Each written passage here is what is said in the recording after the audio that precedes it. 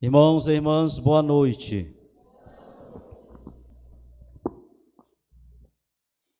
As leituras que acabamos de ouvir, de maneira bem precisa, podemos dizer também pedagógica e sólidas, querem nos fazer pensar em Deus. Talvez estejamos muito acostumados a falar de Deus, a soltar essa palavra assim, porque já está no automático. Mas o objetivo da liturgia de hoje é nos fazer, de fato, pensar em Deus, nesse Deus Criador,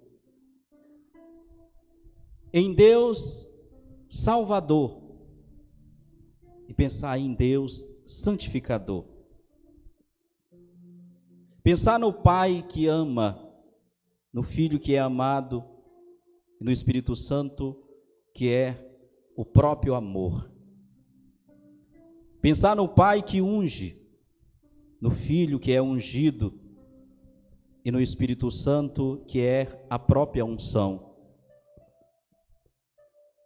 As leituras então querem dar base, sustento e razão à nossa fé. Razão à nossa fé no Deus eterno, uno e trino. E a Santa Liturgia desta noite faz isso através de uma leitura teológica, nos levando a refazer o caminho da ação, do agir divino na história da humanidade. E confirmado em Jesus Cristo e perpetuado pelo Espírito Santo até os nossos dias. Repitamos juntos: até aqui o Senhor nos amou. Senhor nos amou. Até aqui o Senhor nos ajudou. Até aqui o Senhor nos ajudou. Até aqui o Senhor nos salvou. Até aqui o Senhor nos salvou. Até aqui Ele fez. Até aqui Ele fez. E fará muito mais. E fará muito mais. Fará muito mais. Fará muito mais. Fará muito mais. Fará muito mais. Por todos nós. Por todos nós. Por cada um de nós. Por cada um de nós. Vejamos a primeira leitura. No princípio, Deus criou. E criou o quê? No princípio, Deus criou o quê?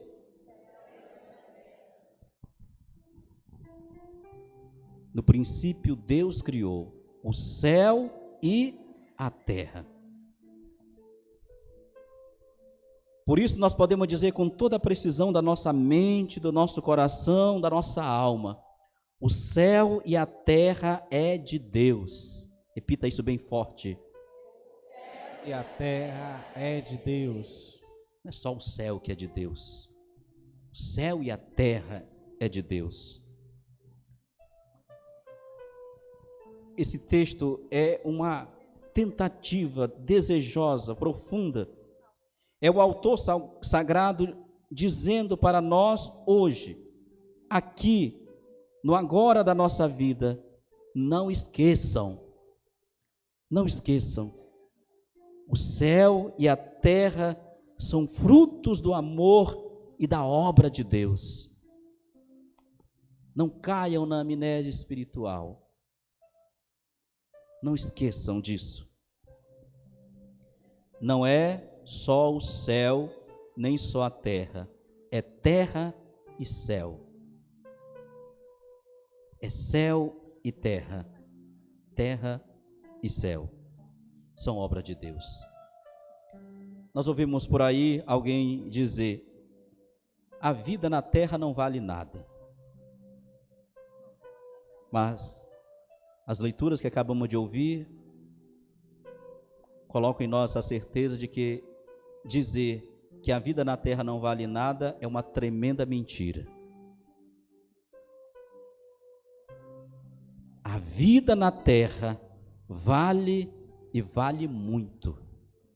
Repita. A vida na terra. A vida na terra vale e vale muito. Veja o que o profeta Isaías fala. Se a vida vale muito, é preciso ter consciência, noção e cuidado para conduzi-la e administrá-la bem. E na quinta leitura de hoje diz: por que gastar dinheiro com outra coisa que não o pão? Desperdiçar o salário, senão com a satisfação completa? Repetindo, por que gastar dinheiro com outra coisa que não o pão? Desperdiçar o salário, senão com satisfação completa? Ouvi-me com atenção e alimentai-vos bem, para deleite e revigoramento do vosso corpo. E é por isso que existe a palavra de Deus, para nos orientar a viver bem nessa terra que vale a pena, fazer valer a pena a nossa passagem, a nossa Páscoa, que deve ser uma Páscoa de honra, de felicidade e de frutos bons sobre a terra. Depois que partirmos deste mundo, o que ficará no coração das pessoas, das nossas ações e atitudes?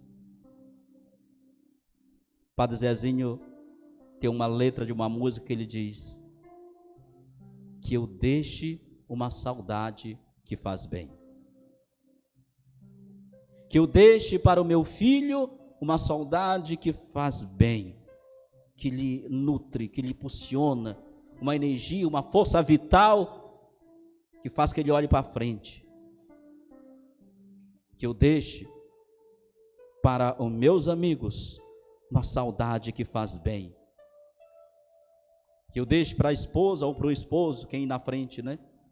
Uma saudade que faz bem. Que faz com que ele entenda que a vida dele continua, que a vida dela continua e que ela precisa alimentá-la bem, cuidar bem até os últimos dias de sua vida terrena. A palavra de Deus diz: tua palavra é lâmpada para os meus pés e luz no meu caminho. E é pela vida valer a pena, e é por isso que existe a igreja, para ser luz e amparo de Deus na vossa vida de fé e na sua esperança neste mundo.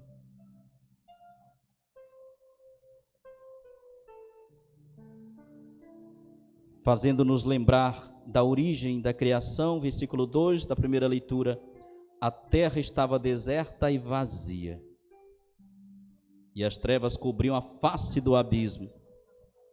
Mas eis aqui o grande segredo, é o que diz a continuidade do texto. Repita com o padre: e o Espírito de Deus pairava sobre as águas.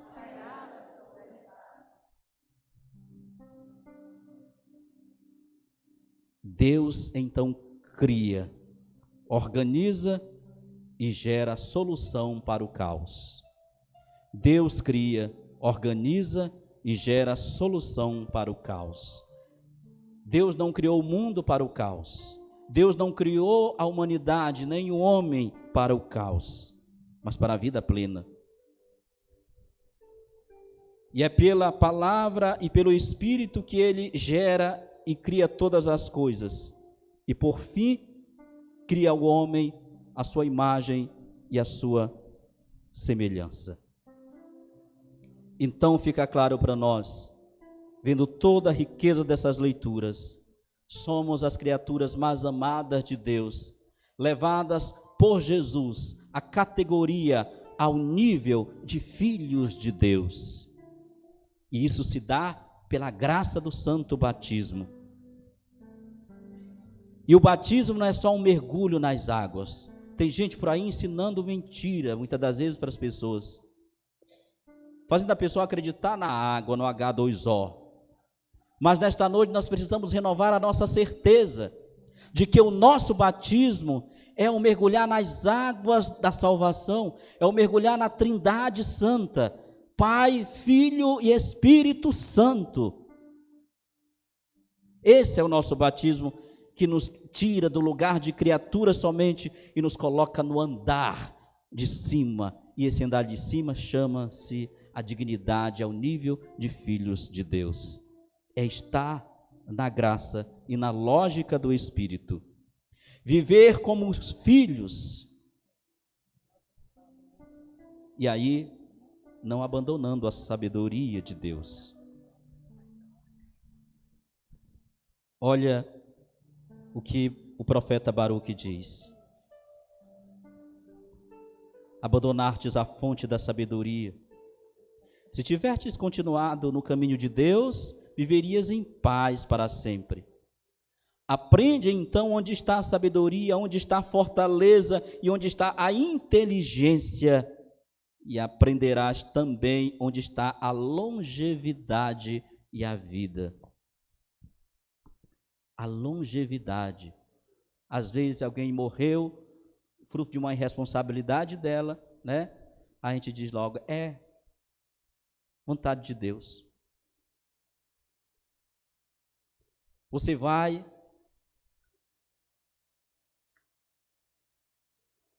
você mete a cara na cachaça, você pega uma moto, você não respeita sinal, você não respeita lombadas, e aí você ultrapassa, infelizmente se bate e morre. Alguém vai lá, dá o consolo para a família e diz: não chora não, porque quando Deus quer é assim. Esse Deus não deve ser pregado, esse Deus não. Aprende também onde está a longevidade e a vida. E olha no finalzinho como diz: onde está o brilho dos olhos e a paz. O brilho dos olhos e a paz. Às vezes nossos olhos falam tudo, né? Quem está aqui? A palavra de Deus tem esse poder, só por ela mesma, de nos resgatar a ter brilho nos olhos. A sem falsidade ter um sorriso nos lábios. Quer ver a gente rir para mostrar quem está feliz? Não adianta, né? Se está feliz, ri. Se não dá para rir, não ri, né? Mas às vezes a gente tenta forçar. Mas a liberdade em Deus é ter o brilho nos olhos e a paz de maneira livre, tranquila e serena. Esse é o poder da palavra, que nos faz viver como filhos, não abandonando a sabedoria. E aí, São Paulo conclui dizendo para nós: olha, não esqueçam que todo o caminho da salvação tem um objetivo: levar-vos a serem batizados em Jesus Cristo, na sua morte. Pelo batismo na sua morte, somos sepultados com Ele, para que, como Cristo ressuscitou dos mortos pela glória do Pai, assim também nós levemos uma vida nova, uma vida de ressuscitados.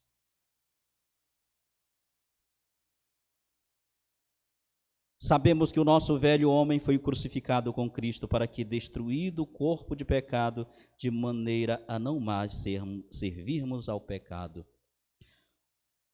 E o próprio Paulo continua dizendo: porque o salário do pecado é a morte. O salário, o pecado paga, só que ele paga muito mal. Ele paga com a morte. A morte da fé, a morte da esperança, a morte do amor, a morte da alegria. E o pecado, ainda diz Paulo, nos priva da glória de Deus. Por isso, todas as vezes que nós estamos no pecado, é como que nós nos afastasse da luz. A luz está aqui, mas eu me afasto dela. No interior, sou do interior de Bragança, e geralmente tinha as novenas, as rezas lá na casa do pessoal. E geralmente vai um povo para participar da reza, mas não reza, né? Fica escondido. Acontece assim na nossa vida espiritual. A gente vai e não aparece no meio dos outros, a gente fica sempre no escuro.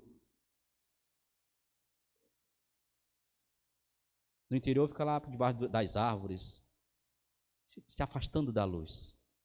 O pecado é se afastar da luz. O pecado é dizer, eu não quero a glória de Deus, eu quero a escuridão na minha vida.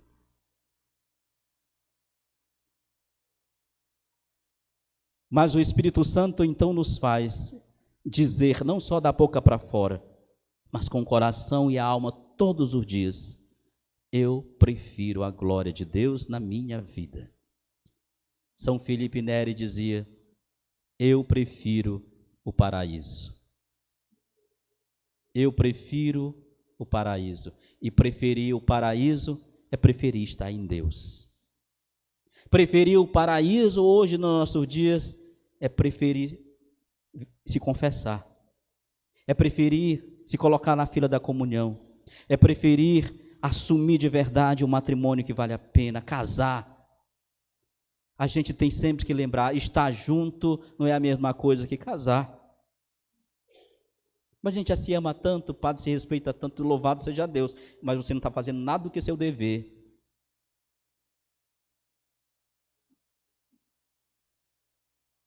Estar junto não é a mesma coisa que estar casado. E assim sucessivamente. Estar no primeiro degrau não é a mesma coisa que estar em cima. E Deus não lhe fez nem para o primeiro, não nos fez nem para o segundo, nem para o terceiro. Deus nos fez para o banquete. Felizes os convidados para o banquete do Senhor. Bata no ombro do seu irmão que já está dormindo aí, talvez, diga para ele, para ela, você é feliz, porque você é convidado para o banquete do Senhor.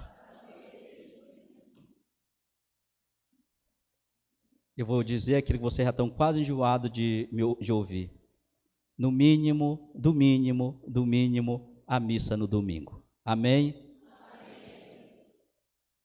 E esse encontro com a graça de Deus, agora na pessoa do Cristo ressuscitado, gera em nós em quê? A alegria.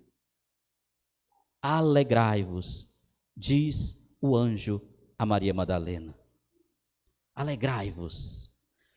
Te alegra, Maria. Mas também vai dizer para os discípulos que fugiram com medo da cruz. Quem ficou na cruz com Jesus? Só Maria e o coitadinho do João. Até Pedro fugiu. O eufórico Pedro fugiu. Mas Jesus ressuscitado vem de novo ao encontro dos medrosos. Aparece para Maria Madalena e diz, alegra-te, Maria. Também vai dizer para os meus discípulos, diz a ele, alegrai-vos, porque Jesus ressuscitou. E de dizer que Jesus está ressuscitado, que ele vive, que ele venceu a dor, que ele venceu o sofrimento, que ele arrebentou a sepultura e que agora ele vive para sempre. Ele sofreu, morreu, foi sepultado e ressuscitou para nunca mais morrer. Agora é o império do amor. Agora é o império da vida, agora é o império da graça. E o seu reino não terá fim. E foi isso que o anjo disse a Nossa Senhora, a Virgem Maria. E o seu reino não terá fim.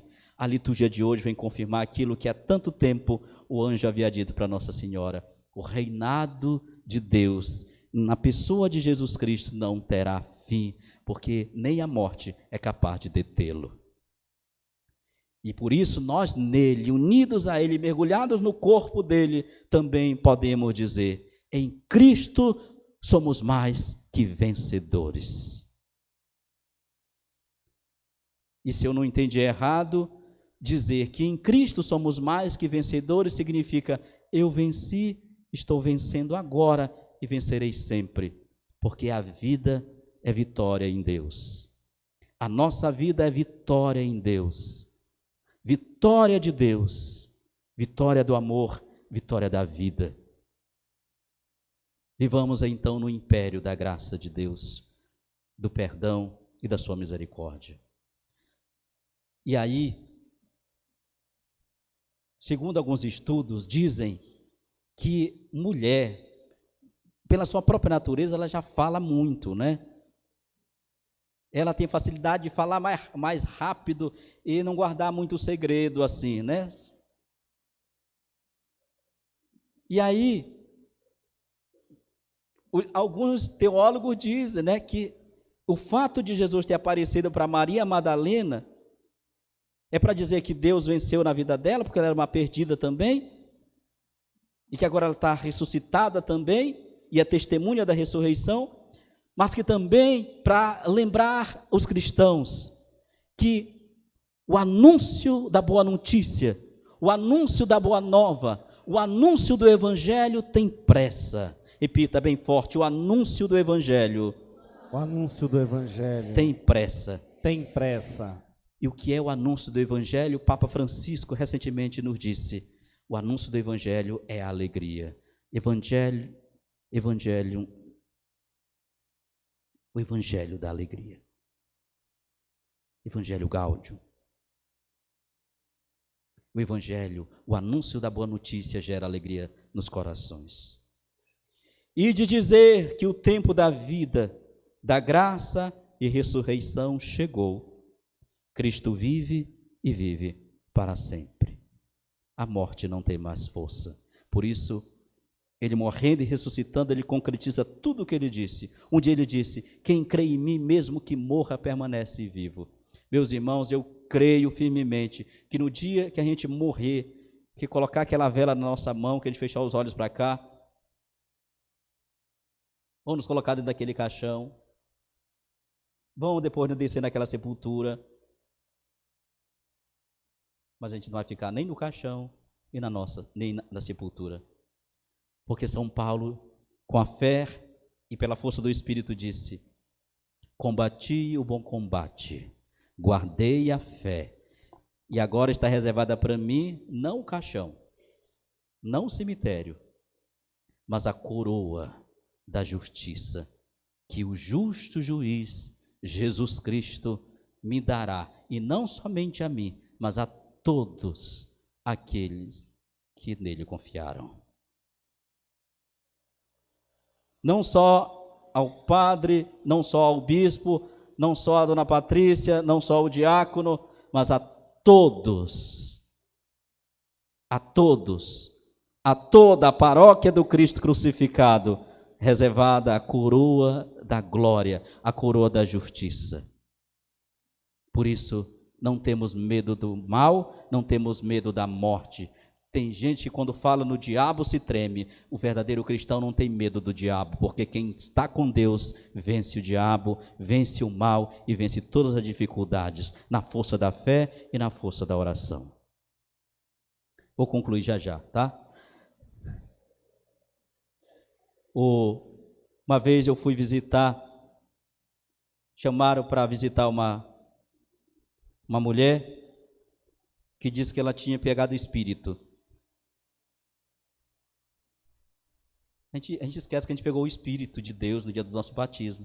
A gente fica se enchendo de espírito. Pegou o espírito de quê? Espírito do Zé Pilintra, espírito do fechar rua, espírito de tanta coisa.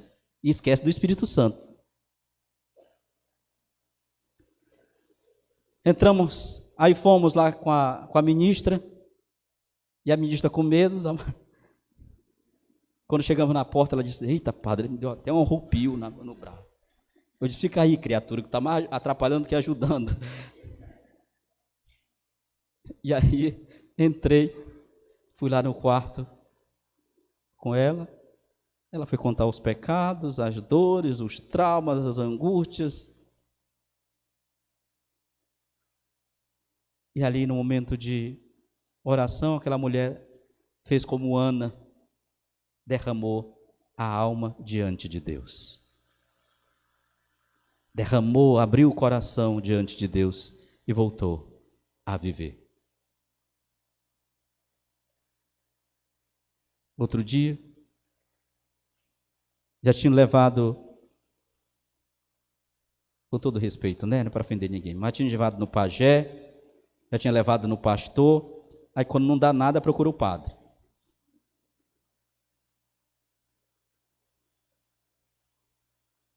Foi no pajé, o pajé havia dito que era muitos caboclos, muitas entidades que estavam querendo tomar conta do corpo dela, da vida dela. Foi no pastor, o pastor disse que era um demônio muito forte. E aí, por fim, era para o padre resolver toda essa parafernália. O padre vai lá, reza, num dia, na sexta-feira, quando era um domingo à noite, antes da missa, na sacristia, a ministra: padre, você lembra da mulher que você foi visitar sexta-feira? Lembro. Ela está aqui na missa. Diz para ela vir aqui na sacristia. E eu não conhecia a mulher mais. A mulher banhada, maquiada, né? Toda trabalhada. Eu disse: é tu mesmo? Ela disse: é, padre. Isso, louvado seja Deus. Deus trabalha com excelência. Deus trabalha com o capricho do ser humano, corpo, alma e espírito. Hoje podemos lembrar de Nossa Senhora, mulher ornada por dentro e por fora. Por isso ela é toda bela, toda santa, toda pura, que nos gerou o Cristo sofredor e que ressuscitou para nunca mais morrer. Acolhamos o dom da graça, da vida e da ressurreição e tenhamos uma Páscoa feliz, mas santa e cheia de muitas ressurreições em nossa vida pessoal, em nossa família, em tudo aquilo que venhamos a fazer. Feliz Páscoa a todos. Feliz Páscoa.